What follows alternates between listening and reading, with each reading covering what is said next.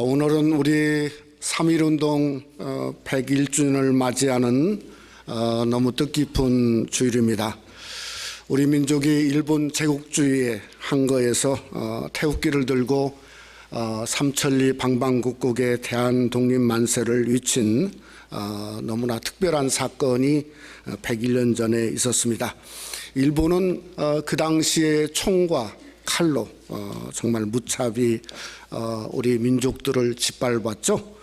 1919년 그러니까 대한예수교 장로회 총회에 1919년에 보고된 보고서를 보면 성도 중에 감옥에 갇힌 자가 3,804명, 목사와 장로님은 134명, 여성도가 531명, 순교한 순교자가 41명이었다.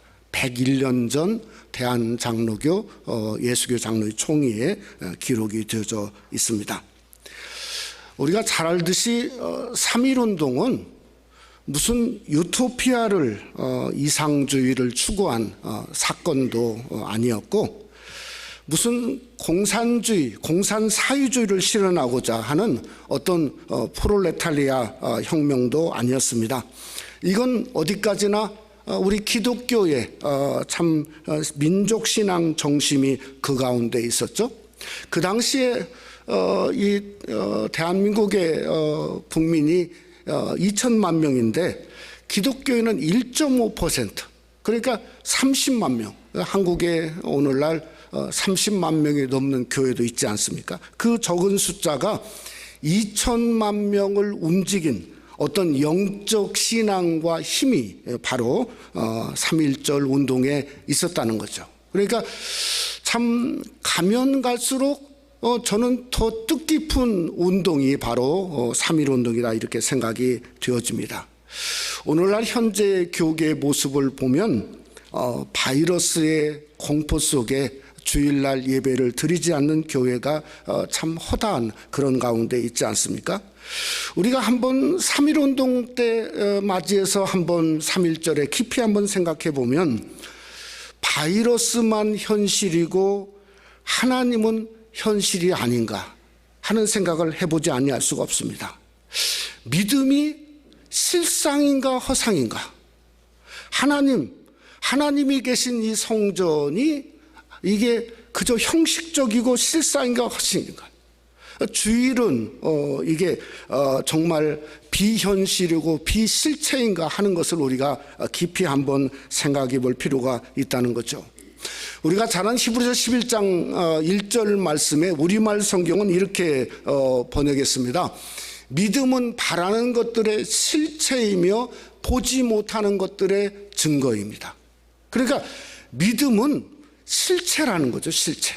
우리 선진들이 정말 총과 칼 그 와중에 피가 터지고 목이 잘리고 하는 그 와중에도 정말 태극기를 들고 대한독립 만세를 외쳤던 어떤 그 3.1절의 믿음과 어떤 신앙으로 저는 이 3.1절 101주년을 맞는 우리가 다시 한번 돌아가는 은혜와 결단이 우리 가운데 있기를 주님의 이름으로 축원합니다. 오늘 이 네이가 보여준 어떤 그 신앙은 저는 참 가히 놀랍습니다.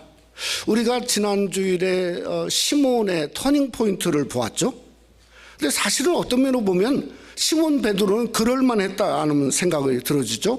예수님이 만나자마자 내 이름을 개바라하라, 베드로라고 하는 이름을 주어졌죠.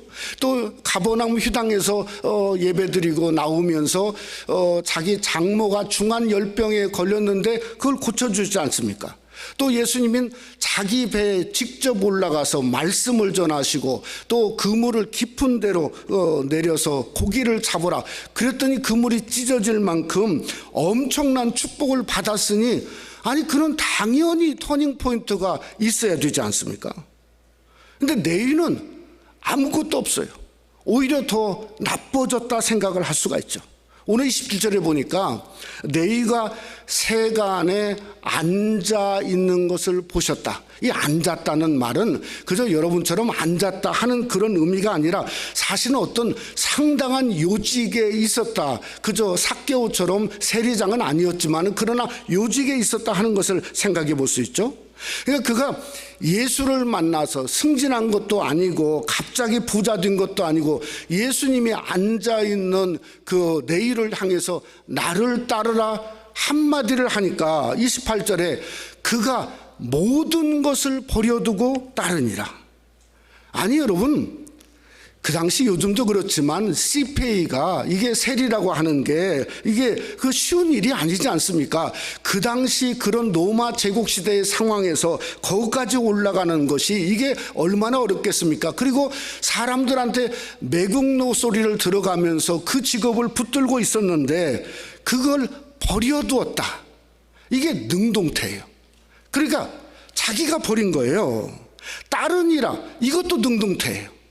그러니까 스스로 그저 따랐다 하는 그러한 그 신앙이 너무 놀랍지 않습니까? 여러분, 이 네위가 누구냐면 마태복음을 쓴 마가입니다. 마태입니다. 그러니까 12제자의 한 사람이죠. 여러분, 우리가 잘 알지 예수님의 12제자가 있습니다. 12제자 중에 저는 가장 돈을 정확하게 또 셈을 그저 바르게 할 사람은 그 중에 단 한 사람, 저는 마태밖에 없다고 생각합니다. 근데 마태가 돈깨를 맡았다고 하는 것은 성경에 어느 곳도 기록되지 않았어요. 근데 뭐가 기록됐냐면 요한복음 13장에 보면 이렇게 말했어요. 유다가 돈깨를 맡았으므로. 아니 이것도 능동태예요. 이것도. 여러분, 능동태란 말은 무슨 말인가 하면 예수님이 맡겨나 당에서 맡겨져서 그걸 맡은 게 아니고 자기가 스스로 자기가 하겠다고 억지로 맡은 거예요. 그러니까 어거지여서 써서 맡다 보니까 사단이 일어난 거 아닙니까? 누가는 아예 그걸 쳐다보지도 않았어요. 그러니까 완전히 모든 걸 버려두고 완전히 주님만 따랐다 하는 그러한 놀라운 사건을 생각해 보면 정말 우리가 안에서 보면 이 네위 마태가 했던 일이 너무 놀랍다고 하는 겁니다. 여러분, 네위 마태는 정말 인생의 터닝 포인트가 성경에 바로 여기에 기록되어져 있는 거죠. 저는 누가가 보았던 어떤 네위 마태의 터닝 포인트는 시몬과는 좀 다르다고 생각합니다. 왜 다른가 하면 28절에 보니까 이런 말이 있어요. 예수를 위하여 자기 집에서 큰 잔치를 했다. 그러니까 어떤 터닝 포인트죠? 예수님을 위해서 큰 잔치를 한 잔치 신앙을 가졌던 사람이 그저 그게 네위 마태였다는 거죠. 그뿐만 아니라 같은 세리들을 예수님과 함께 만날 수 있는 전도의 신앙도 누가 가졌냐? 그것이 바로 마태가 가졌던 신앙이죠. 그래서 38절 말씀에 보면 그는 예수님이 말한 것처럼 새 포도주는 새 부대에, 정말 그 사람은 새 포도주는 새 부대에 넣어야 되는 하나님의 새 포도주와 같은 인물이 바로 마태였다고 하는 걸 성경이 말씀하고 있다는 겁니다. 오늘 우리가 본문의 말씀을 상고하면서 저는 시몬 베드로에 의해서 오늘 네위의 전환점이 여러분의 전환점, 저도 그저 함께 우리의 전환점이 되어지기를 원합니다. 왜냐하면 우리가 주님 만나서 바꿔진 것뿐만 아니라 우리의 신앙이 뭘로 변해야죠? 잔치 신앙으로 변해야죠. 또 우리가 뭘로 변해야죠? 아니 예수님 전하고 어떻게 하든지 내 삶을 통해서 2020년도에 예수님을 전도하고 전하는 그 일이 우리의 사명이 되어야 되지 않습니까? 그뿐만 아니라 극상품 새 포도주를 품은 그러한 영적인 아름다움, 그것이 바로 세리 마태의 전환점이 되었던 것처럼 우리의 전환점이 되는 귀한 축복이 함께 하시기를 주님의 이름으로 축원합니다. 첫째로 예수님은 우리 세리 마태를 예수님이 부르셨습니다. 저는 우리 교회 자랑 중에 여러 가지 많은 자랑이 있지만은 3.1운동 100일주년을 맞이해서 정말 우리 일제시대에 참 그 일을 했던 우리 민족의 아름다운 자랑스러운 후손이 참 저희 교회에 함께 예배하고 있다는 게 너무나 자랑스럽습니다. 우리 민족의 3.1 운동의 33인 중에 한 분의 후손이 바로 저희 교회에 함께 섬기고 있고, 또 하나는 남궁옥 선생님, 우리 너무나 잘 아시죠? 교육가였고 장로님이었는데 찬송가도 삼천리반도 금수강산, 남궁옥 선생님 후손이 저희 교회에 섬기고 계시고, 또 일제치하에 중국의 대한예수교 장로에서 처음으로 중국 선교사로 파송을 했어요. 그래가지고 청도에서 선교사를 하셨는데, 해방이 되자마자 당시에 청도에 참 많은 한국 사람들이 있었습니다. 그런데 남한으로도 갈 수 없고 북한으로도 갈 수 없고, 누가 뭔가 대신 뭔가를 서줘야 가게 되어지는데, 오갈 데 없는 그 많은 한 1,500명 이상이 되는 그 많은 사람을, 그러니까 한국의 어떤 신들러라고 저는 생각이 되어집니다. 그때 선교사님 이대영 선교사님이 그 많은 사람들을 데리고 보증 서서 남쪽으로 온 후손도 계시다고 하는 게 저는 참 하나님 앞에 감사하고 자랑하지 아니할 수가 없습니다. 근데 오늘 내위는 그런 자랑과는, 민족의 자랑과는 거리가 먼 사람이죠.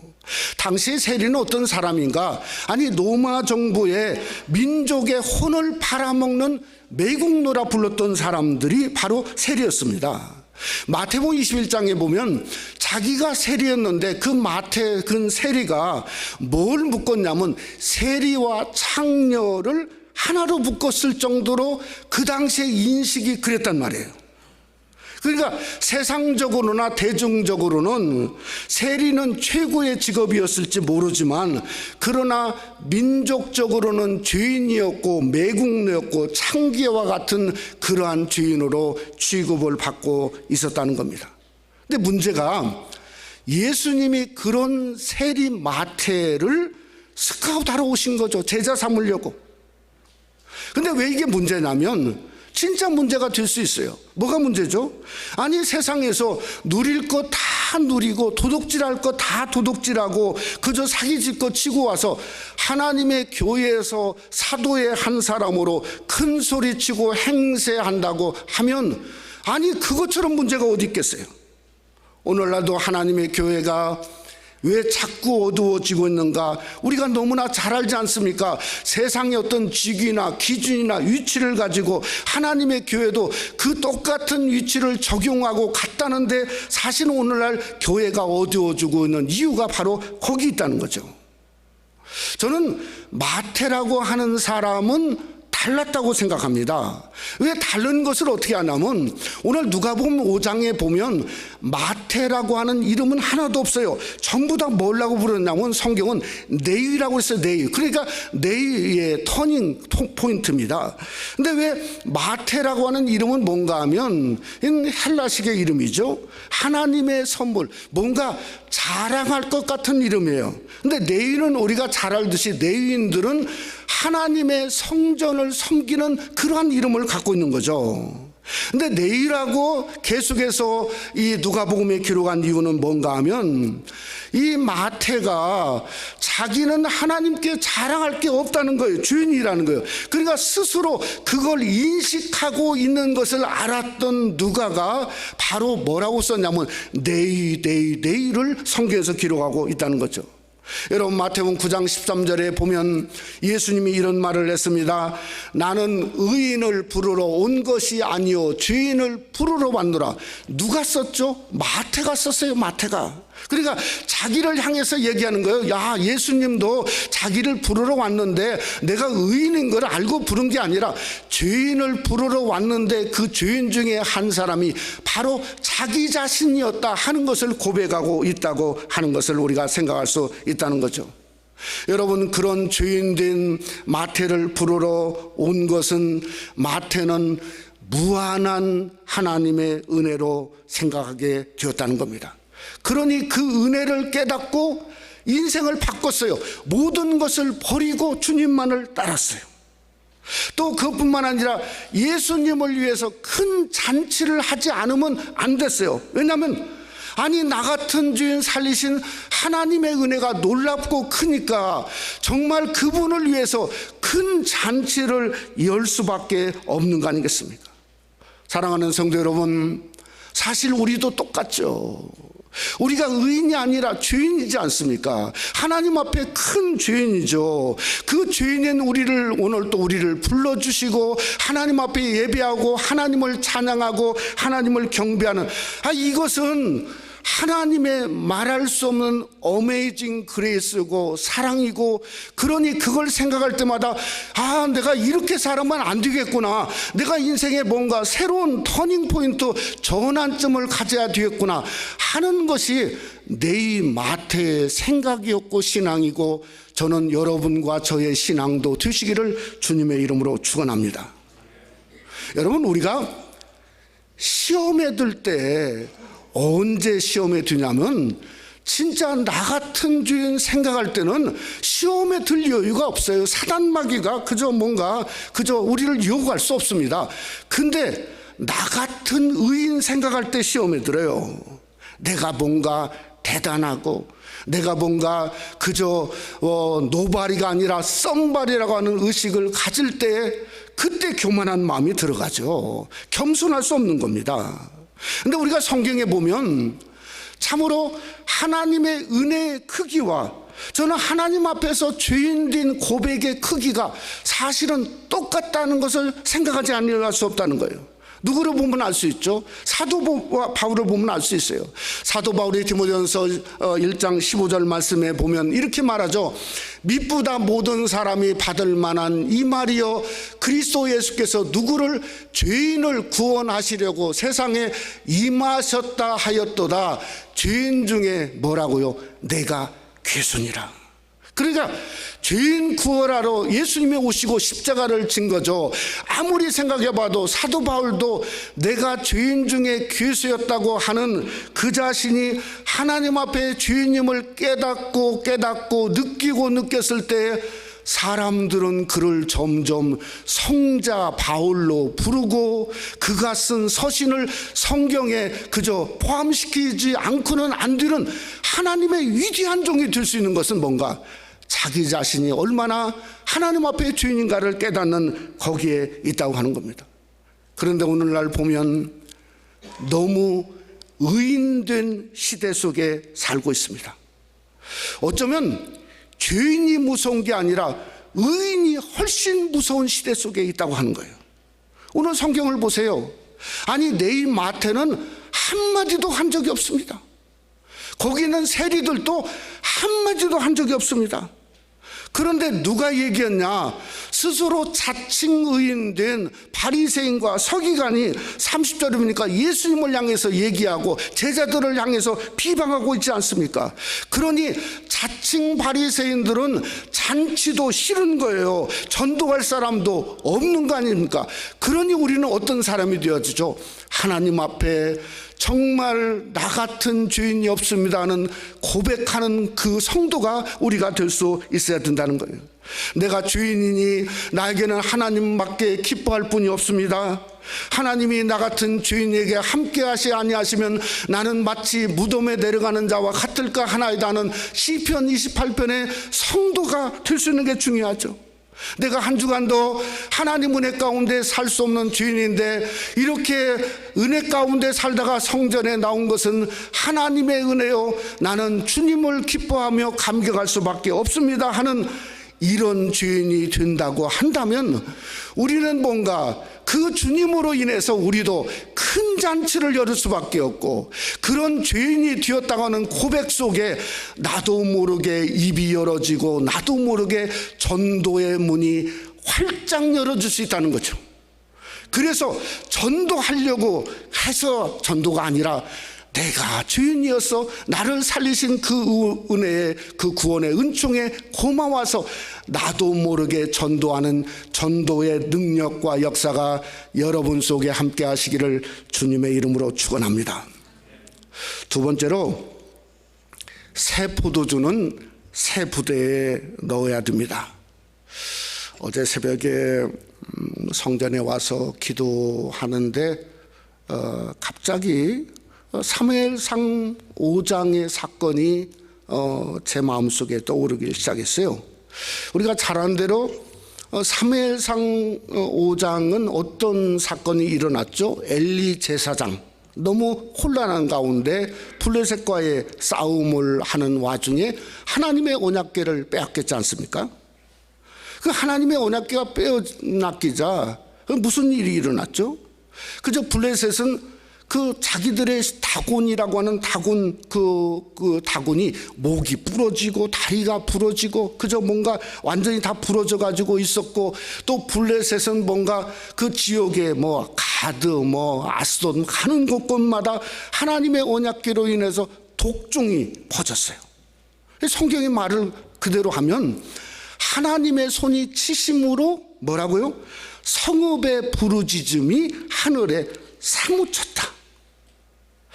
저는 오늘날 우리 한국 교계가 정말 어려움 가운데 있는데 그 어려움이 뭔가 어쩌면은 엘리 시대와 같은 똑같은 모습이 되어지지 않은가.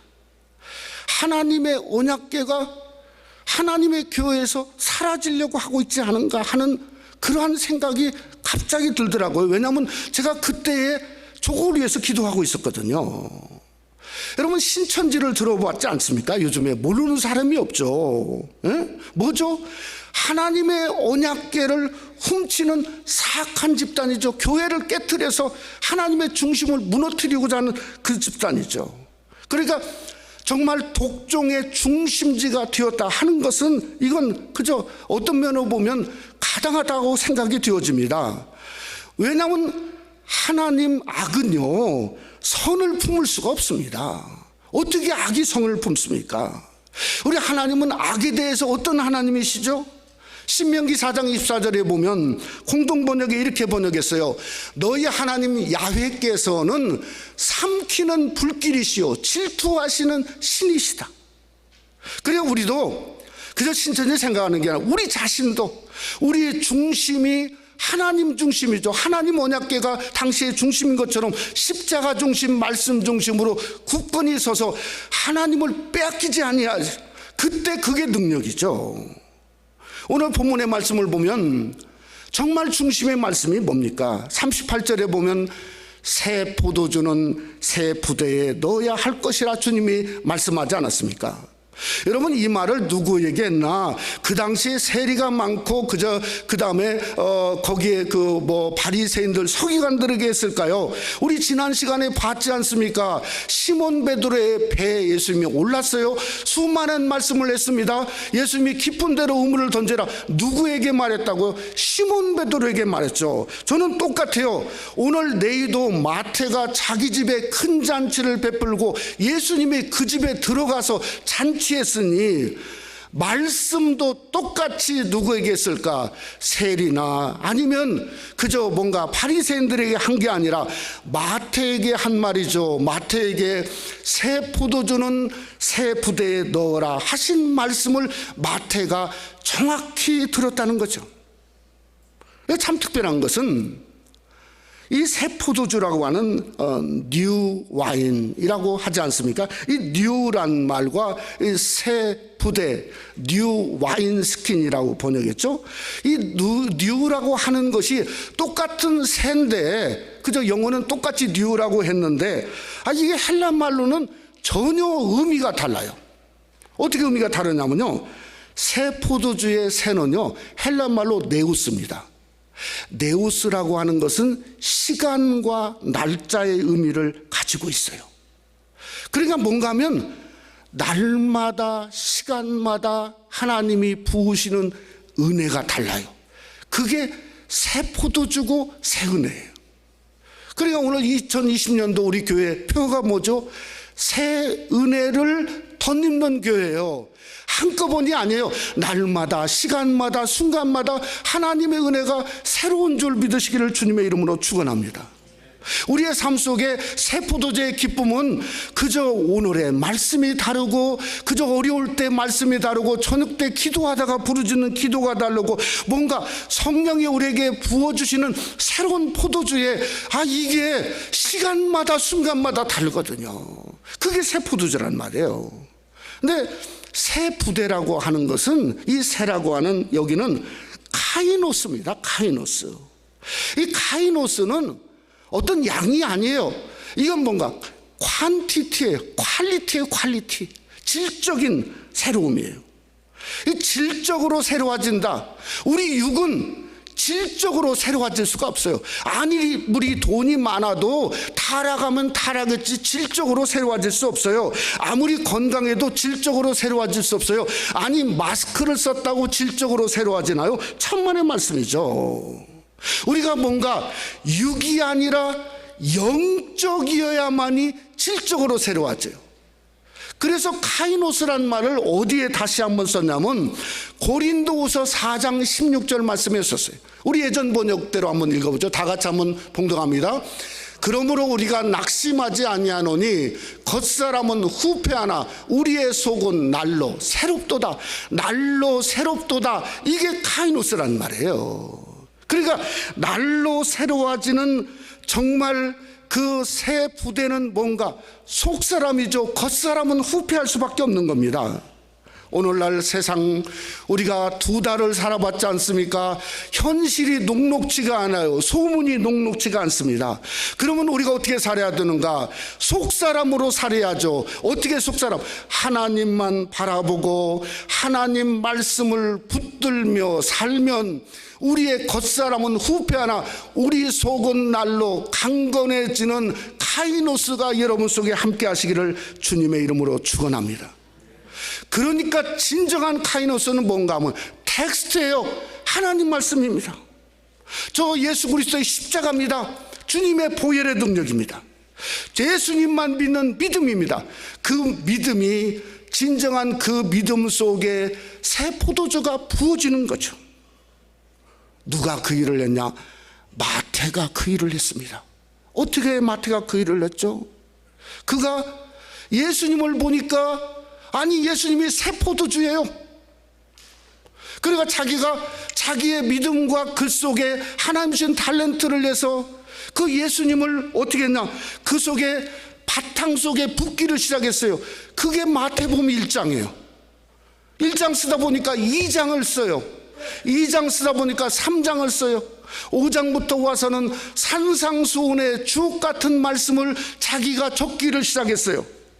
그러다 보니까 마태복음이라고 하는 극상품 포도주 2000년이 지난 지금까지도 이것은 새 포도주는 새 부대에 넣어야 되는 변치 않는 극상품 포도주를 만들어낸 사람이 누군가, 그게 마태가 되었다는 거죠. 그게 전환점이라는 거죠. 사랑하는 성도 여러분, 신앙은 허상이 아닙니다. 공중에 떠도는 게 아니에요. 파지티브 띵킹이 아니에요. 신앙은 실체입니다. 믿음이 실체예요. 십자가의 권세와 능력도 실체입니다. 사순절 실체 중에 실체입니다. 왜? 예수 그리스도 십자가를 붙들고 묵상하고 기도하는 절기이기 때문에 실체 중에 실체입니다. 그러면 그 실체 중에 실체에 우리는 무엇을 해야 되는가? 새 포도주를 채우시기를 주님의 이름으로 축원합니다.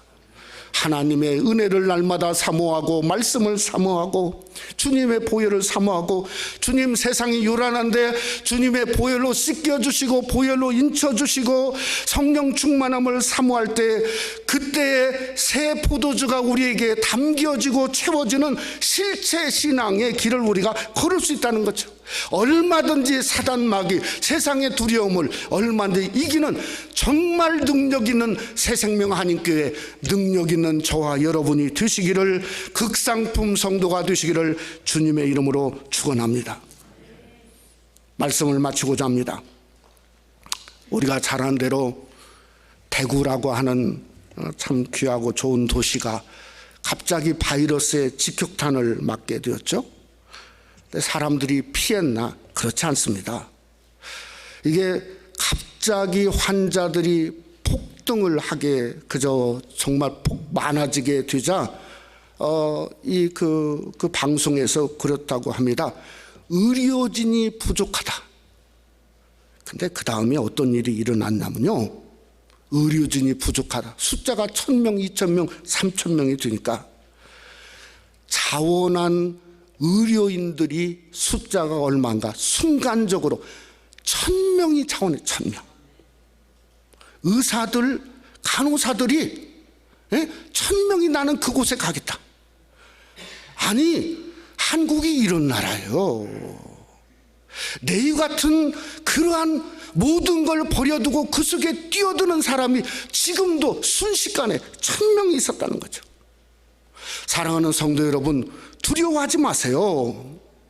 우리 예수님 오신 이후로 새 포도주가 떨어져 본 적이 없어요. 날마다 우리에게 부어주시는 은혜가 크고 놀랍습니다.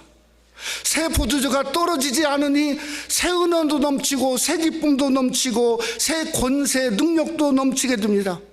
예수님의 십자가는 그저 견고한 주님의 진입니다. 능력입니다.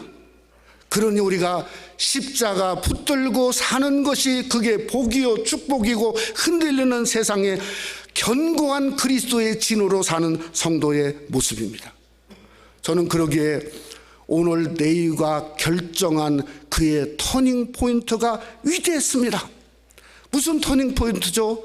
28절에 말하지 않습니까? 뭐라고? 그가 모든 것을 버리고 일어나 따르니라. 세상을 따랐나요? 주님 따랐다는 거죠. 주님 따랐다. 주님 따르다 보니까 진짜 세 부대의 포도주를 채워서 그 포도주를 지금도 마태복음을 통해서 우리가 마시고 있지 않습니까? 이 놀라운 역사.